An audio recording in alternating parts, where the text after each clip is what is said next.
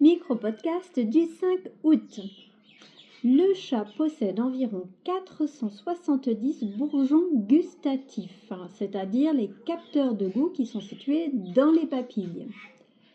À titre de comparaison, le chien en possède environ 1700 et l'homme 8000 à 10 000. Les chiffres varient, mais c'est le chiffre qu'on rencontre le plus fréquemment.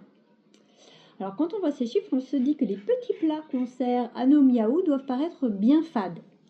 Mais le chat utilise d'autres sources d'informations sensorielles pour percevoir le goût des aliments, son odorat, tout comme nous, via sa muqueuse nasale, mais aussi via un organe qui est situé entre le palais et le nez, l'organe de Jacobson. Alors c'est également cet organe qu'il utilise quand, après avoir reniflé une odeur avec insistance, il garde la gueule entrouverte en faisant une drôle de tête. La première fois que j'ai vu Taiga faire ça il y a 10 ans, je me suis inquiétée car ils ont vraiment l'air bizarres dans ces moments.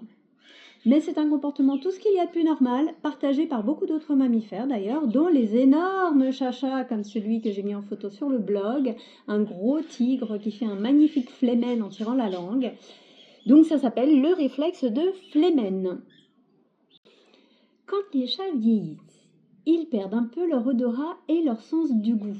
Et nous aussi d'ailleurs. C'est pourquoi il peut être utile de trouver une nourriture particulièrement appétante pour les chats qui prennent de l'âge et qui semblent manquer d'appétit. Alors bien sûr, un chat qui perd son appétit ou qui a n'importe quel changement dans son comportement d'ailleurs, doit d'abord voir son vétérinaire.